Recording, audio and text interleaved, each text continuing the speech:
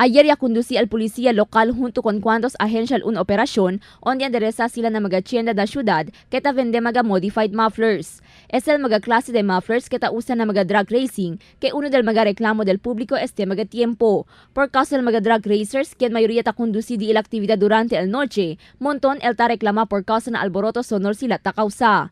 Pueda que disturbo con mga viviendas durante el noche, puede también este causa un accidente. Nagrupo kaya conducí operación ayer, incluido aquí el Department of Trade and Industry. Pero según con el oficial encargado del Consumer Protection Division Samuel de los Reyes, no hay más na di ila jurisdiksyon el kuhida con mga tienda ta vende modified mufflers. Según na DTI, hindi según el muffler ta kubri na BPS Mandatory Product Certification.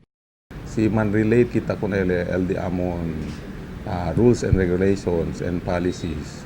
So it doesn't fall ya kanato, no? Na Department of Trade and Industry.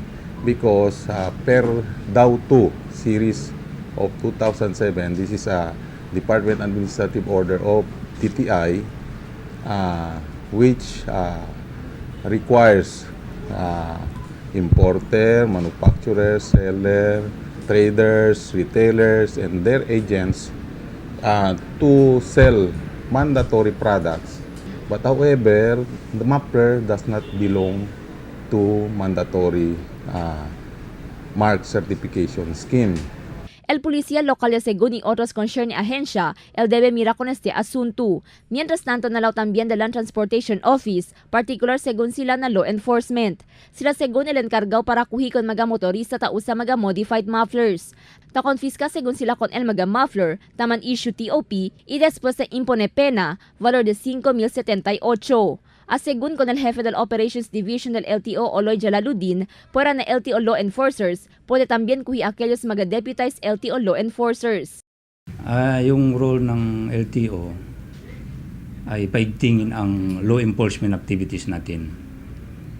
Kasi magpasalamat tayo, yung mga PNP natin dito sa Zamboanga City ay aktibo sa panghuhuli rin ng mga maiingay o yung mga modified muffler. Pag nahuli yan, isyuhan yan ng temporary operator's permit, and then papuntahin dito ang may-ari, kailangan palitan siya ng standard na muffler at pamultahin siya ng 5,078. Yun ang multa sa modified muffler.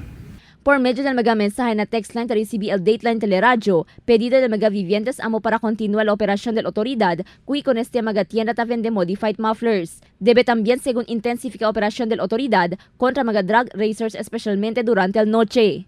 Crystal Almonia, Dateline Zamboanga.